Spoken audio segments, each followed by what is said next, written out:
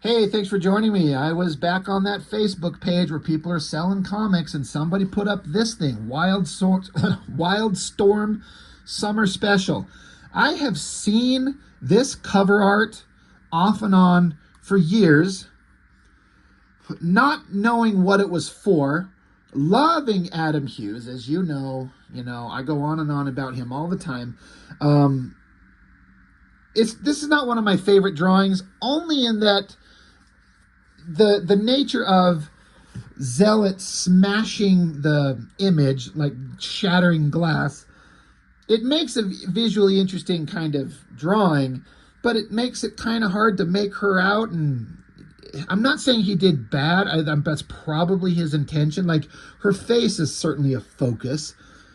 And then you got the engineer and Jack Hawksmore over here. I don't know.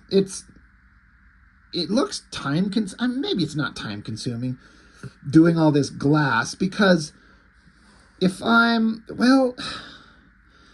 was going to say, I don't know that Adam Hughes drew this girl and this guy, but because I thought maybe because there's three different artists working inside the book, but Adam Hughes does the cover. And I thought maybe the artist who drew the story for these individual characters they did the drawing and then they overlaid them onto the glass on this. That's all wrong. I take it back. This is all Adam Hughes, or at least I'm fairly certain. But the interesting thing about this, Wildstorm Summer Special, combined with Gaijin Studios, I hope I'm pronouncing that right. You got writers Azzarello, Warren Ellis, Paul Jenkins, and then the artists of Gaijin Studios. If you know who they are, every one of them is a master. So I wondered how this came about. This is it's a thicker book. Cover price of $6 back in 2001. So pretty expensive book. I wonder how this came about. How'd they get a hold of these Gaijin Studio guys? Hit them up and said, hey, I want you guys to create some stories for us. You guys are amazing. Do your best work. Let's go crazy. So you get 3 stories. First one, Orbital, with Warren Ellis, one of my favorite writers ever. Cully Hamner. Carl Story does the inks on all of these. The second story is an artist named, is it Jorge? Like, it looks like it's George, but it's with an S, so I don't know how you pronounce that exactly. I don't want to mispronounce it. Janty? I'm sorry, I'm going to butcher his name so bad. And then Brian Stelfreeze. And then got some pinups, and then a cover by Adam Hughes. So, starting out, I've talked often about how much I love Warren Ellis. Cully Hamner.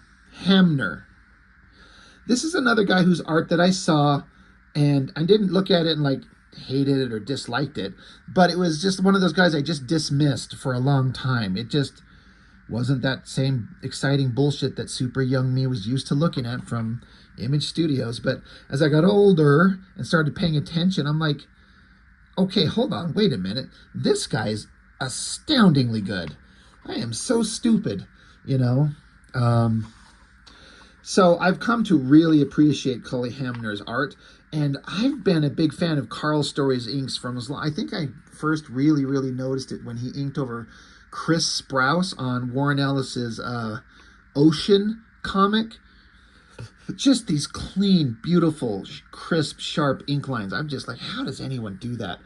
So the story here, I haven't gotten into the later issues of Stormwatch, where this character was introduced, or The Authority, where he was in there. So this is kind of getting into the character after he's been introduced in the comics. So it's basically a good introduction to the character himself. But, this might be the first time on my channel we're talking about this guy. So he's standing here. I like that he's got his shoes off. He's got interesting looking bottoms of his feet. And he's stretching the way that a runner would be doing, right? Standing in front of this glowing thing. If you don't know what it is, it's a portal used by the Authority from their shift ship that they found and commandeered and sail the universe, or, well, they can sail the universe, but they basically stay at Earth, protecting it from all manner of horrible fates that could befall it. And with that ship comes amazing technology, including this door, which basically can teleport him anywhere. So what is he doing? First off, the story is interesting. I wonder if this was a Warren Ellis kind of script thing or just Cully Hamner coming up with this. But everything is done with the artwork kind of in a skinny kind of arrangement on one side of the page with the text on the other. I don't know why they do this. I don't mind it. It's just interesting.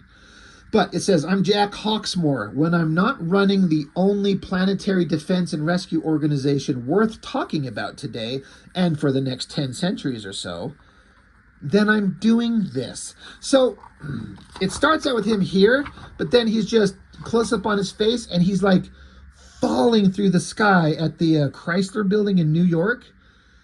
And then as he just keeps going, he like grabs onto the sides of the building and is able to just land and run. He says, I'm Homo urbanus, one of a kind, city human. Human designed specifically to live in cities.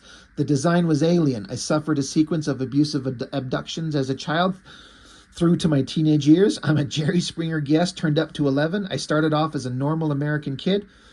A decade of surgery made me the man you see today. There are two hypotheses about my forcible alteration. One, aliens saw fit to prepare one human to deal with a threat aimed at Earth in the future. Or two, they were drunks having a laugh. I don't really like to think about either one. So on the days when I'm not doing anything, I do this. Run, which is why he was over here on page 1, like flexing, because he's falling through the sky, landing, and running. And it says he's a human designed specifically to live in cities. So then another page, no text, he's running, he just jumps off the building and quietly says door, and that portal opens up as he dives into it. Says, an engineer friend of mine has tried to explain this bit to me several times, and each time I just get a headache. My organization's base of operations comes equipped with what she calls a superposition teleportation system. It is everywhere at all times and can therefore put me anywhere by opening a door from here to there. Thinking about it for more than 2 minutes really just makes you want to unroll your brain out in front of a television someplace. Sticking around for the point in the explanation where she starts talking about 10-dimensional supercavitation will put anyone in need of a fat wrap of crack. So he's like, the person trying to explain how this door works, he doesn't get it. All he knows is that it does work. So he just says door, it opens up and teleports him. He was in New York, now he's in Los Angeles. This is Los Angeles is just destroyed, which is a story point that happened in one of the issues of Authority. We'll get to that. So now he just, as he runs, it's kind of nighttime here, teleports. Now it's a different time frame because he's on the other side of the country. Just, instead of like running through a city, running through the streets, he's running through different cities across the planet.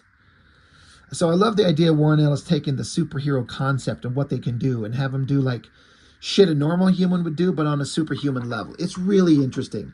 So then there he is. He's just falling through the sky, falling to the ground, relaxed as hell, lands on this light pole, jumps, flips, says door, and then it opens up again. And then now he's in like Tokyo. Says, been a while since I was in Tokyo. Did not have fun last time I was in Tokyo. December 1999. My organization had to deal with the defense and rescue mission that was unexpected. Even for people in the weird business. Something fell out of the moon. I mean, this is the crap we have to deal with. So he jumps, tucks and rolls, lands on a cable. And he's just running along these cables as he thinks back in his mind as to these creatures that attack Tokyo. Again, this isn't an issue of Authority, which we will get to. I'm actually really excited to get to it. Says, I was basically God's self-cleaning system. Organic, it was basically God's self-cleaning system. Organic animal projectiles hidden beneath the moon's that on command fired themselves into trans-Earth injection. They impregnated and conceived en route, and they gave birth to ground attack organisms seconds before final impact. 700 people died, but there's a hell of a lot more people than that in Tokyo.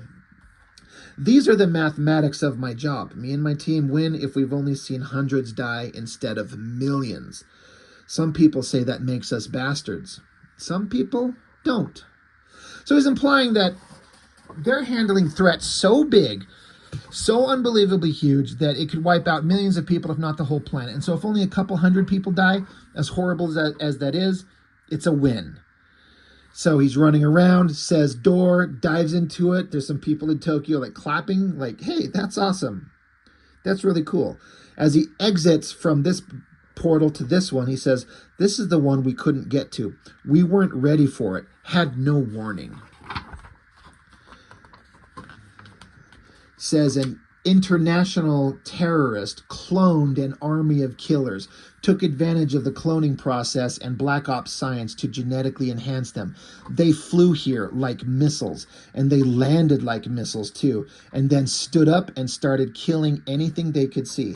500,000 people died here because we didn't know it was happening. And yeah, it wasn't our fault because we didn't know about what was happening, blah, blah, blah crap. This is our failure. This is the one we remember whenever we go to work. If we blow it, this is what happens. Again, this is what happened in Authority. And I like how Warren Ellis has taken the stories that he wrote and is having the character kind of reminisce. We screwed up here. Millions died. Over on the other page, hundreds died. But the last one, they solved. Very few people died. So maybe they're getting better at their job. He runs, jumps, says door, traverses again. He says, here is where we did it right. Now they're in London. After Moscow, the terrorists aimed at London, and we took the scumbags right here. 100 of them came in, 12 civilian fatalities. Of course, we caused a little bit of property damage. That newer seeming area of the sidewalk indicates the point where a friend of mine ripped up the original sidewalk and then hit 10 people in the brains with it. So Hawksmore lands. He's on famous, structures in London. He says door as he just falls off the bridge. The portal opens up. And he says, we did good here. We killed a lot of people, but defense implies war. And this was war here. If it was us versus people who were intent on only on killing and killing and killing, 12 civilian fatalities in a city of, 7 or 8 million? I'll live with that. I'll try to live with that. On the days when I can't, when I feel chased by all the dead people I wasn't there for or weren't good enough for, I run. And so he exits a portal again, and he starts out back again, right above the Chrysler building where he started at the beginning of the book. So, fantastic storytelling from Cully Hamner. Great, perfect background details, a recap of what happened in The Authority, an interesting kind of insight to the mind of this character, Jack Hawksmore.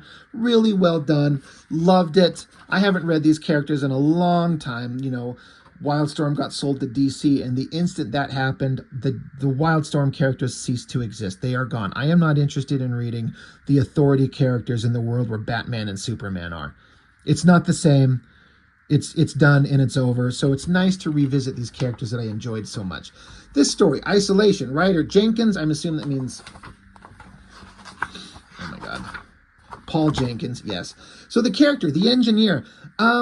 This is another one of those characters that I enjoyed and I thought was really interesting, but I don't feel like I got to know, or we got to know as readers very well.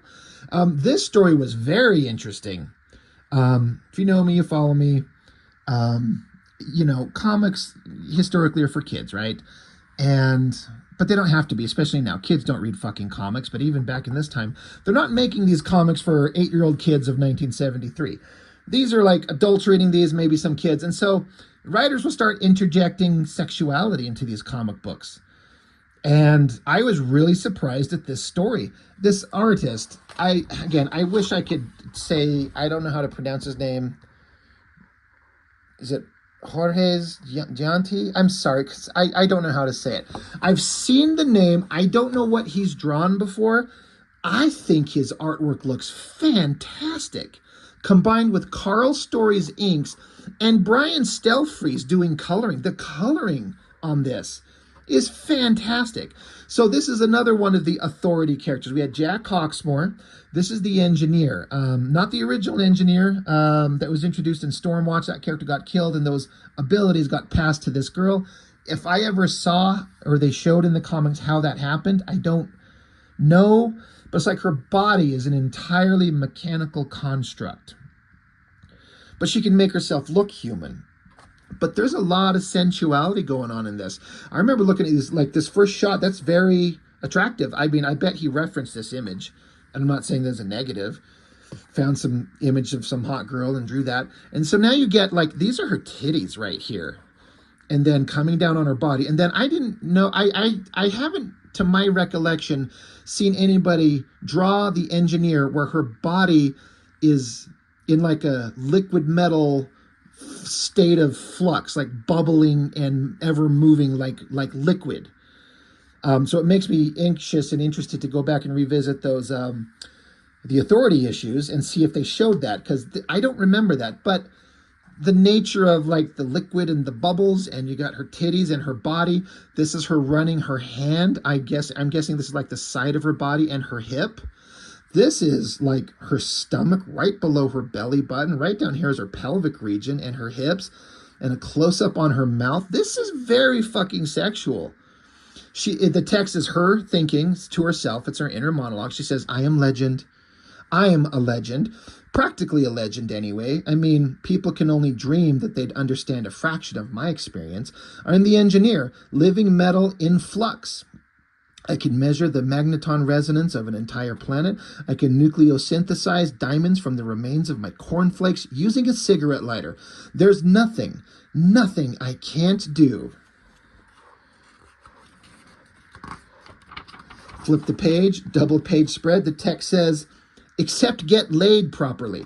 And so now she's lying here or whatever, kind of her own little technological private space.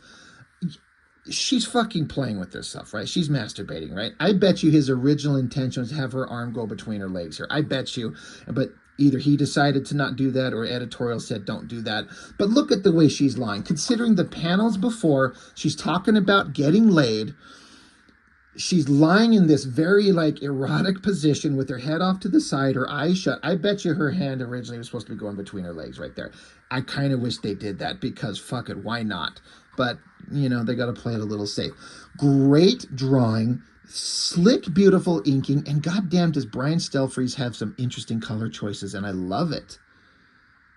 So, all right, the engineer, a little bit of superhero sex involved here. So we see the shift ship that the Authority uses. This is her continuing her conversations with herself. She says, out here, things get lonely. Depending on your understanding of temporal spatial relationships and quantum physics, that is, you're everywhere and nowhere at the same time, traveling in and out through existence on a sentient quasi-mechanical interface, monitoring the fragile planet below from a platform of hyper-reality, floating on an extension of critical untime. So she tells the ship to stand by. And she says, 1,000,000 miles from where you really want to be. So she's looking down at Earth. It says, I've been there, down to the planet, just to look at the people, to remember what makes us tick. I could tell you about the end of the universe. I could probably calculate God's personality matrix to 87 decimal places. She says, I'm no closer to understanding love than they are to understanding nucleic cluster variability. This panel, like, it's quote-unquote probably one of the most boring things you could want to draw. It's just like a street shot with tons of regular people, but man, does he make it look good. And I'm just wondering if some of these faces, bringing them up closer to the camera, they look like very specific people, not just generic comic book faces, but like people. So I'm wondering if he like was referencing studio mates, buddies. But regular clothes, people grouped together, body language, it's fantastic. So good. Her inner monologue continues. They're in and out of time, just like a flash, just long enough to squeeze in a few moments of connection with someone and as desperate as they are. And in those few comparative microseconds on Earth, they experience more than I ever will. So she's such a higher level being with a higher understanding, probably immortal. She longs for her humanity. She also longs to get a dick inside her. So, cut to a scene. We've got Midnighter. If you don't know this character, he was like Warren Ellis's kind of alternate version of Batman. We'll get into that character later. But he has Warren Ellis created Midnighter and Apollo. They ended up being very gay. which was kind of a surprise because I didn't pick up on that in the comics at all. I don't know if it was even announced because it was not like their sexuality was not even a thing to be discussed. They were just doing superheroic shit that was interesting anyway. And then at some point, they're like, this Batman and Superman, Apollo and Midnighter, they're like totally gay for each other. I'm like, oh, well, all right, that's cool. So she comes in. He's sitting here ironing his clothes. He's still got his ridiculous mask on. But she comes in here to have a conversation with him. She says, you know what really pisses me off? We're all so friggin' special. I mean, look at us. Everyone on the ship is so goddamn ultra-human and interesting. Even the sex is interesting. But we're so busy trying to get into weird positions on the ceiling and shooting lightning bolts out of our fannies, we've forgotten about romance.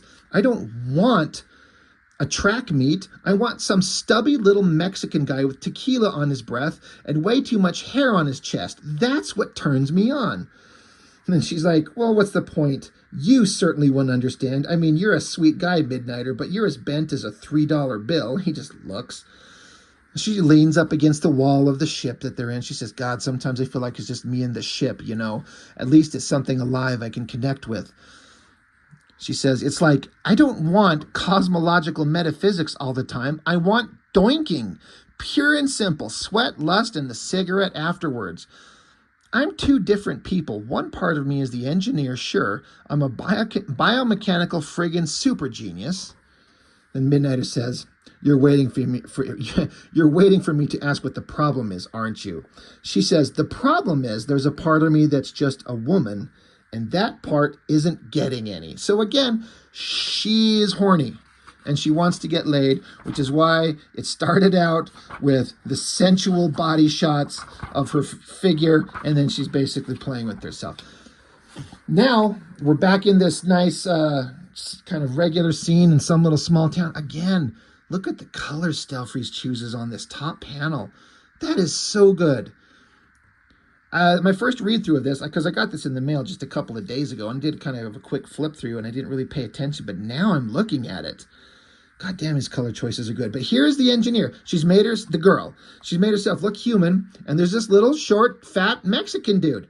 And he's like, so you see, my amigo Luis, he say he's seen you here before. Me, I say, a chiquita like that? No way, she is too special for a place like this. So I say to Luis, I say, let's go buy her a beer. Maybe she'll come back here again. She's like, oh, you guys are real sweet. You said that to Luis, huh? So she goes up to him real close in his ear and says, I want you to make love to me now. So she's just this hot babe, and she just threw herself at this little fat little guy.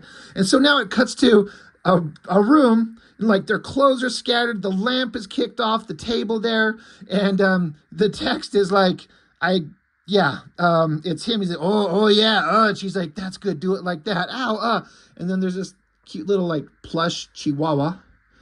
And so the girl says, oh, baby. She says, say it. And the little guy's like, she's like, no, say what I told you to say. He's like, ¿Quién es su papi? And she's like, yes, oh, my God, I'm going to. So, who's your daddy? Kind of, is that what that was? So she's like, yes, oh, my God, I'm going to. And then she fucking has a freaking orgasm, and she squirts liquid metal, freaking out the dude. She's like, oh, yeah, oh, my God. Yeah, she screams. He's like, Madre de Dios. She's like, no, wait, Ramon, don't go. He runs off. And so she takes off with his little plush chihuahua. And she's kind of sad. Didn't go the way she wanted. Angry in her face. And she's like, God, I hate this bloody place. Throws the little chihuahua up against the wall. Goes storming down the hallway past Midnighter. And she says, not a word, Midnighter. Not one damn word. She says, door open now. So she goes into her own little headquarters there, passing Midnighter, and the story ends with this beautiful drawing of the close-up of Midnighter's face. And he says, you keep that up and you'll go blind, basically implying she's going in there to play with herself again because she's so freaking overworked or worked up. That's the only outlet she's got because Midnighter's gay. He ain't going to hook her up. So that was like, it's a story for humor, but given some kind of like real human context of superhero sexuality. I gotta say, I am a big fan of this guy's artwork. I gotta seek him out. This is 2001, so years and years ago. But I was just like, I've heard the name, but God, is he good. And I can't say enough about Stelfreeze's coloring. So first two stories, again, I had seen this cover, but I didn't know what this Wildstorm Summer Special was. I didn't even know it existed. It's old. I was totally into Wildstorm at the time. So then picking this up, and the first two stories, I was like, well, those were fucking awesome. This last one, Apple Reed. Writer, Brian Azzarello. Penciler, Brian Stelfreeze. Inker, Carl Story. This one shocked me. And I'm actually even more shocked at, because I think that Brian Stelfreeze typically inks himself, right? But when you see the story in here, we move along from the authority characters, and they do a story of Zealot, like cover girl here, the Wildcats character, who's not particularly that interesting usually. And she's an alien from another world. She's a Coda warrior, a super badass warrior. She's hundreds, if not thousands of years old. So I'm like, oh, all right, we're going to do a Zealot story. But one, it's in black and white. And before I just paid attention to that Carl Story did the inks on this, even though I said it earlier, I just kind of assumed Stelfreeze did all of this on his own. There's some inking techniques on these, like I can't help but wonder what the pencils must have looked like and what Carl Story was thinking when he inked these, because it looks so good. But it's not just like a solid pencil line and then an inker come along and tracing a nice, like, sharp, slick ink line over it. There's some like rough, scratchy, dry brush effect stuff going on. It's really interesting. Basically, the premise is it's showing a story of Zealot way back in centuries ago in Japan, I'm gonna guess, and then modern day her, and then she has some storylines. These two situations she gets into are kind of similar, but happening in different time eras. So here she is walking through some grass or some beautiful mountains, walking through a city. She's still in Japan, I guess. Close-up of her face. There's some guys in the background. So each panel is like modern day, ancient times. Modern day, ancient times. She goes to a food court, and then they just throw in the red on an apple. So flipping the page over, again, like, look at this tree. I'm going to bring it up close. Chuck Gibson, if you're watching this, I'd be really interested to know what you think about Carl Story's inking techniques and how you would go about kind of making these choices over pencils like this. I'm sure they work in the same studio and they knew what they were doing. They're both working professionals. Like, they know what they're doing. But, like, look at this drawing right here with, like, the side of her head with this hair. It's just like a loose brush line where the ink is kind of fading off. And almost like, I don't know what the term is, but those brushes where in Japan they write the characters as the kanji, you know, where they brace their wrist and they write those shapes. It's like a writing, but it's an art form. It's almost similar-ish to that kind of like loose ink style. Just guessing. But again, modern time, she's picking up an apple. Ancient time, she's pulling an apple down from a tree. I love all these like faces that Stelfreeze draws here. There's so much character to him. Like, she's still a beautiful woman, but there's some character to like the lips and that chin. I love how the apple is red.